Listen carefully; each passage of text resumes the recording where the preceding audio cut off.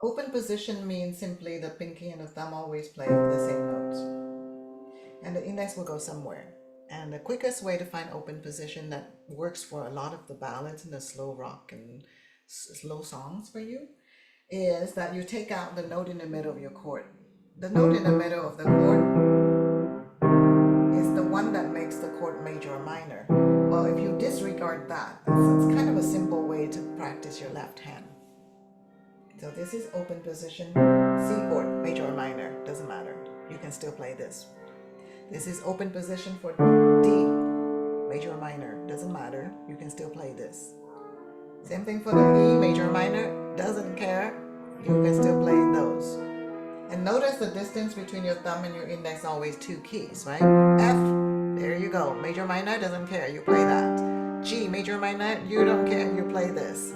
And so I do recommend those of you who don't want to go through a lot of the chords in inversion to do this. But of course, there's one exception, and that's the B. The index needs to be on a black key if it's a B. Yeah, right. So that's the only one you remember that has a black key, is a B. So that if you have a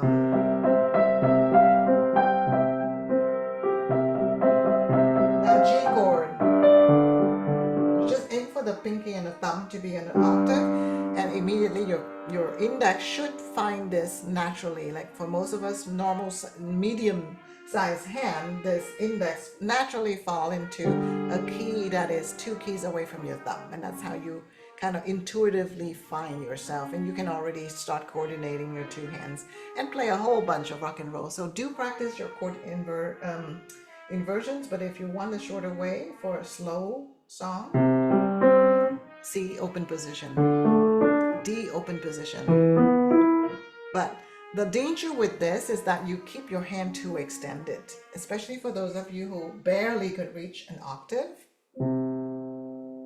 You're going to have a hard time in your forearm if you practice too much of this, because you want to keep your hand on it. No, don't keep your hand on it. Let's say your hand is small. I'll pretend my hand is small and cannot reach this. Then I would have to go like this with a closed hand position, relaxed. Jump over 3 keys and find that one for the index, and then let go of your pinky. Let it go. And then jump over 2 keys and find the place for my thumb, but also let it go. Your hand should be in a closed position at all times. If your hand is not big enough to cover, my hand covers a 10. You see that?